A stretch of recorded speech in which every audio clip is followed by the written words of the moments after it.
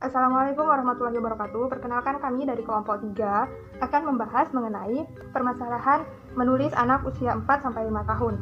Perkenalkan, nama saya Leni Elvina, NIM 1802-184. Armianti Berubancin, NIM 1802-10025. Saya Nadia Nuzula, NIM 1802-10121.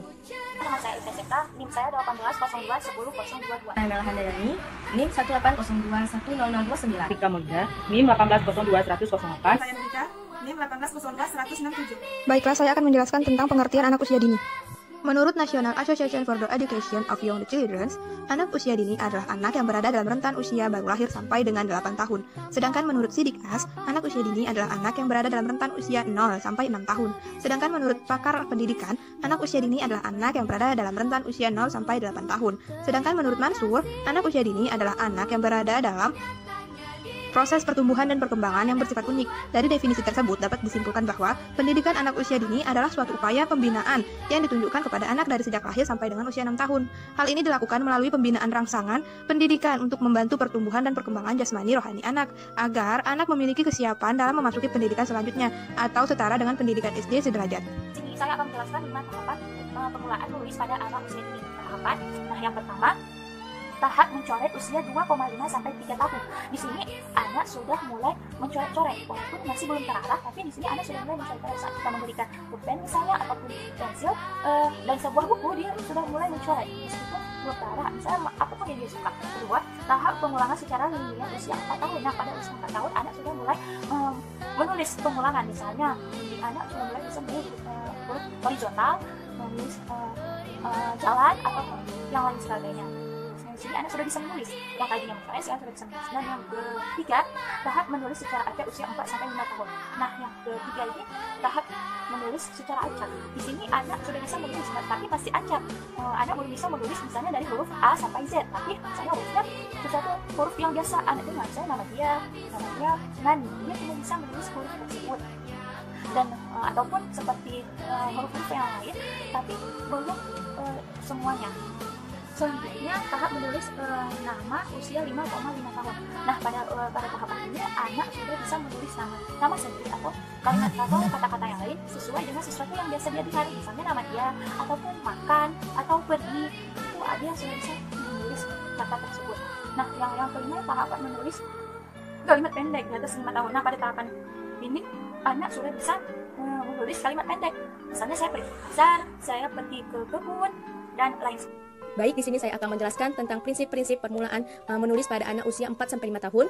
Tahapan ini dapat berkembang apabila menulis itu tanpa paksaan atau keinginan anak itu sendiri.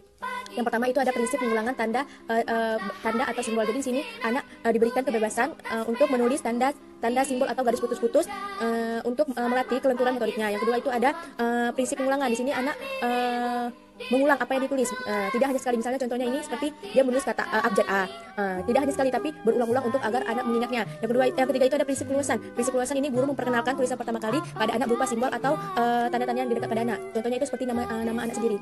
Dengan nama anak sendiri dia dapat mengenal tanda-tanda tulisan yang telah ditulis. Misalnya nama anak itu Esan, jadi dia mengenal apa-apa aja huruf-huruf Esan itu seperti E, H, S, A, N.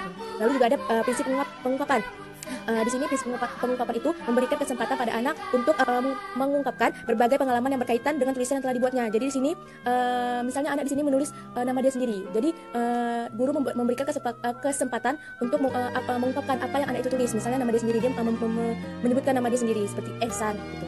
Di situ juga ada prinsip mencontoh. Prinsip mencontoh ini guru sering mengulang berbagai contoh tulisan atau kata dengan konteks yang sama. Jadi di sini guru sering mengulang contoh-contoh tulisan yang anak tulis agar mengingat tulisan yang anak tulis. Di sini juga ada prinsip penguatan. Prinsip penguatan itu memberikan apresiasi atau memberikan penghargaan berupa bintang kepada anak agar ada semangat dalam menulis dan agar anak dapat apresiasi dalam menulis dan dapat berkembang dalam penulisannya. Seperti kita tahu juga anak kan tulisannya masih kurang bagus, tapi kita harus memberikan apresiasi pada anak agar anak semangat dalam menulis. Pengembangan kemampuan dan keterampilan anak usia dini berkaitan dengan tripusat pendidikan yang mempunyai peranan penting terhadap keberhasilan anak dalam melewati setiap fase perkembangan dalam hidupnya.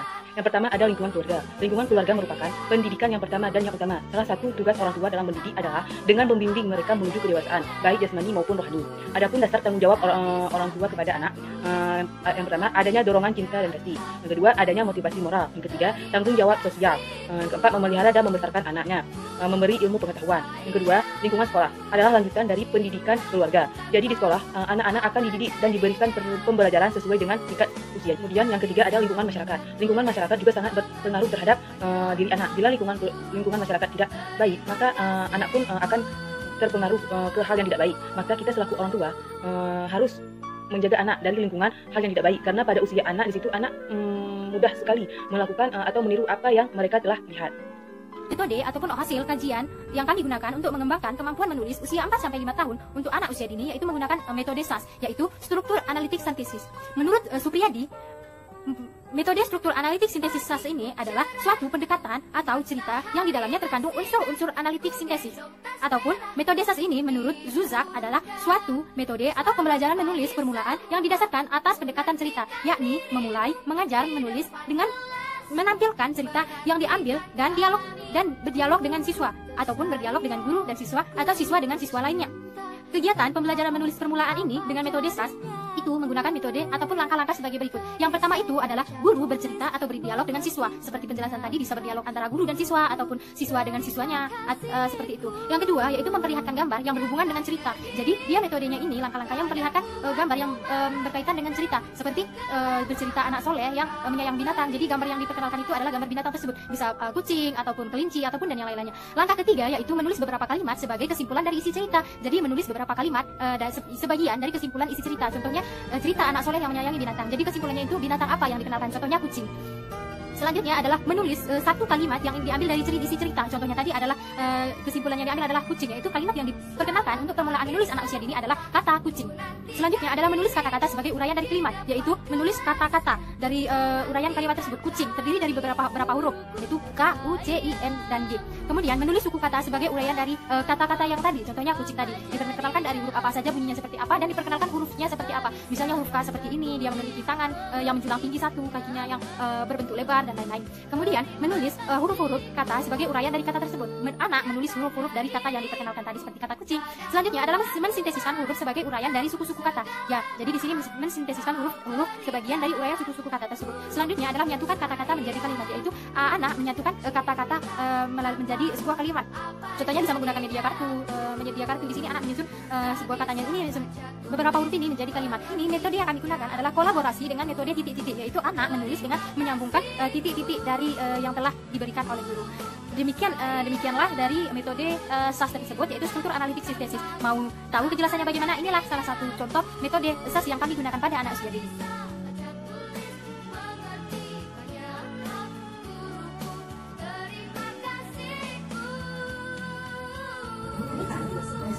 Ini kakak ada cerita kan, namanya Arga. Ini kakak ada cerita namanya Arga kan. Habis itu Arga kan, dia sayang dia sama kucing kan. Dikasihnya apa? Pas itu kan lapar kucingnya. Bilangnya lapar dia kan. Habis itu kalau lapar dikasih apa? Dikasih apa? Ini apa? Ikan. Betul. Kalau kucing makannya? Ikan. Oh, betul. Kucing makannya ikan benar. Benar, mantap. Kucing makannya? Ikan. Ini tuh? Betul. Kalau kucing lapar? Makan. Dia bisa makan ikan. Bisa makan ikan. Itulah sayang ada kan sama kucing. Kalau lapar kucing kasih makan ikan. Baik ada kan? Baik ada. Agak ngaruh kucingnya. Habis itu? Habis itu kucing lapar dia. Meow. Bilangnya. Agak kasih apa? Air. Hah? Air sama ikan. Betul, mantap. Ini huruf apa tadi, Dek? Huruf apa? Kalau ini? Kakak. Mantap. Kalau ini tadi huruf apa? Huruf apa? Betul, mantap. Kalau ini? Huruf N. Huruf N. Ya, ini kan kayak semacam bilang ikan tadi kan. Ada I, ada huruf K, ada huruf A, ada huruf N. Jadinya I. Itu huruf apa tadi? Betul, yo. Mantap, yo. Mantap. Habis itu coba sambungkan dulu titiknya. semacam dia mau jalan-jalan naik Honda.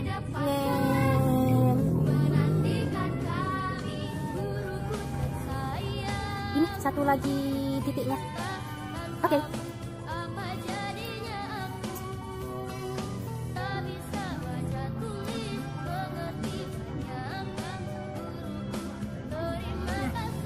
Ini? Oke, ini satu lagi. Wow, apa ini?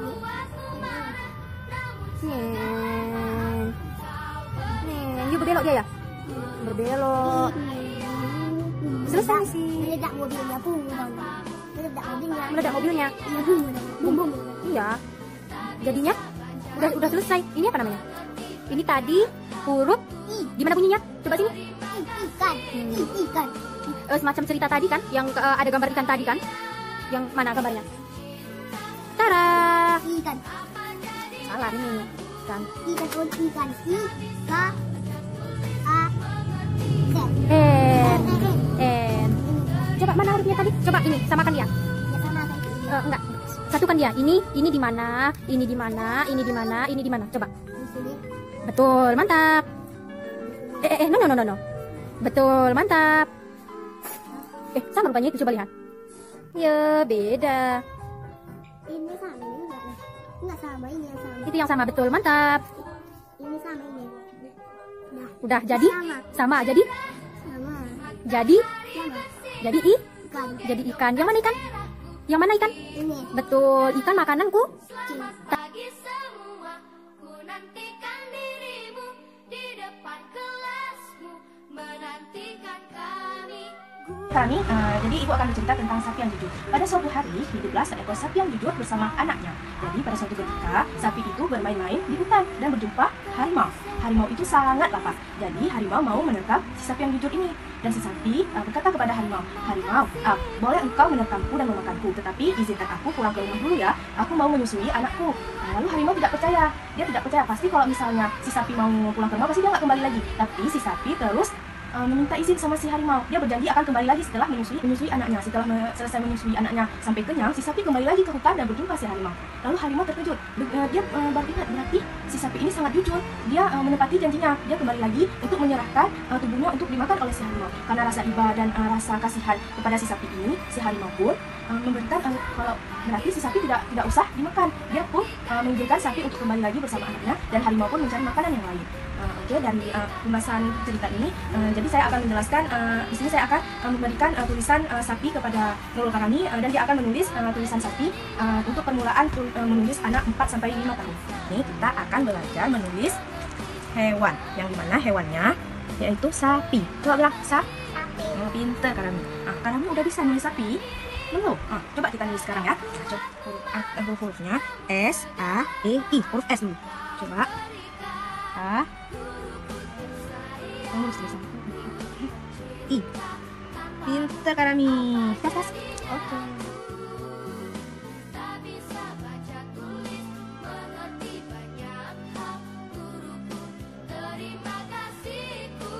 Gambar apa, Dek? Ingat kan? Awalannya huruf B, kan Dek? Huruf B, baru huruf U, baru huruf N, habis N huruf G, habis G huruf K, huruf gitar. Terus coba tulis deh angka pertama huruf B, tarik, terus belok, terus lagi sampai. Oke, huruf D, habis huruf D angka apa tuh? Huruf apa? Huruf U, bengkok baru, aduh ya, huruf habis huruf U, huruf lagi huruf N, pinter, bengkok baru naik, pinter, baru huruf G, dulu huruf G, G. Oke, terakhir huruf A,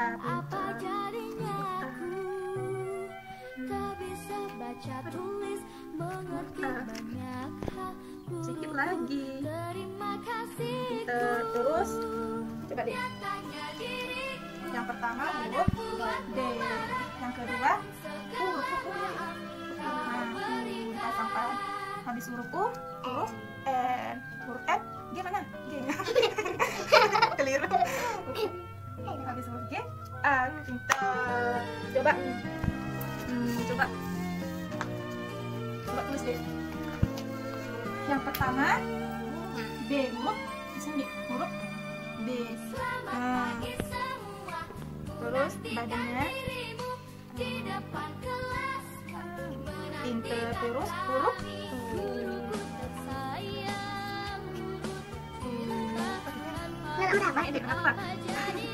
tarik terus ke atas.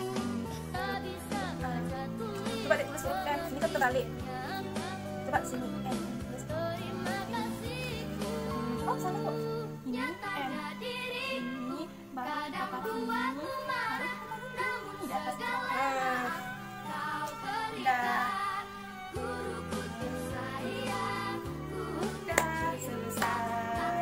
Baik, jadi itulah tadi beberapa video yang kami lakukan kepada beberapa seorang anak, yaitu dengan menggunakan metode SAS untuk menulis permulaan pada anak usia 4-5 tahun. Nah, dari video tersebut dapat kita lihat bahwa banyak sekali perubahan yang didapat oleh anak setelah dilakukan penerapan metode SAS ini, mulai dari anak yang sangat malas menulis dengan diterapkannya metode SAS ini dengan beberapa teknik-tekniknya, yaitu mulai dari bercerita, kemudian mengenalkan huruf-hurufnya, sampai dengan menulis menggunakan atau mengikuti titik-titik. Nah, jadi anak yang sebelumnya sangat malas menulis, dengan teknik SAS ini dia mulai rajin lagi menulis karena sudah terbangun rasa tertariknya dengan menggunakan metode SAS ini. Kemudian anak yang belum paham dengan simbol-simbol huruf seperti A, B, dan selanjutnya jadi paham dengan menggunakan metode SAS ini. Nah, jadi dapat disimpulkan bahwa dengan menggunakan metode SAS atau dengan menerapkan metode SAS ini kepada anak dalam permulaan menulisnya, itu akan mengalami perubahan atau perkembangan jika dilakukan dengan menggunakan teknik-teknik yang sesuai dengan prinsip-prinsip menulis permulaan pada anak seperti yang tadi telah dijelaskan, yaitu dengan diawali dengan bercerita, kemudian menyebutkan simbol-simbol hurufnya, dan